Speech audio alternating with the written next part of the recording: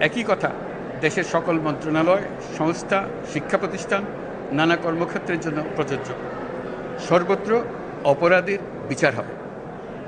আজ প্রত্যেকটি প্রতিষ্ঠান ও তার সদস্যরা নিজ নিজ কর্তব্য পালন করার মাধ্যমে দ্বিতীয় স্বাধীনতাকে উপভোগ করবেন, দেশকে গৌরবের শীর্ষে নিয়ে যাবেন এবং দেশবাসীকে এবং জগৎবাসীকে উপভোগ করার সুযোগ করে দেবেন।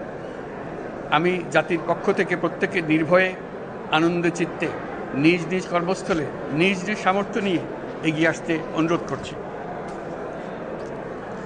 দেশের সকল মানুষকে আজ স্বাধীন, নির্ভয়, নিরুদ্বেগ থাকার জন্য নিশ্চয়তা দেওয়ার জন্য আমাদের ছাত্র শহীদরা প্রাণ দিয়েছেন। এই অভ্যুত্থানের মাধ্যমে সৃষ্ট সরকার দেশের প্রত্যেকের সরকার। এখানে থাকবে সকলের আকাঙ্ক্ষা পূরণের অধিকার।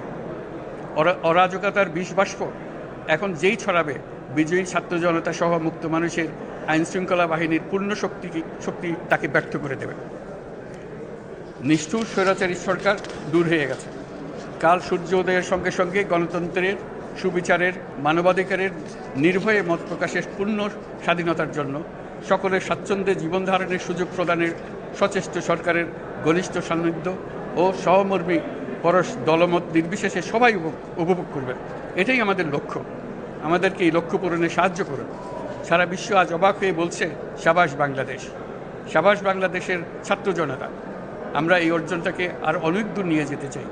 আমাদের ছাত্র জনতার জন্য কিছুই অসম্ভব নয়। আমাদের তরুণরা অসম্ভবকে সম্ভব করতে পারে, তারা সেজন্য প্রতিজ্ঞাবদ্ধ।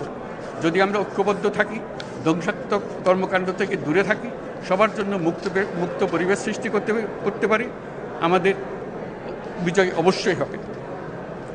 মহান আল্লাহ আমাদের সহায় হন।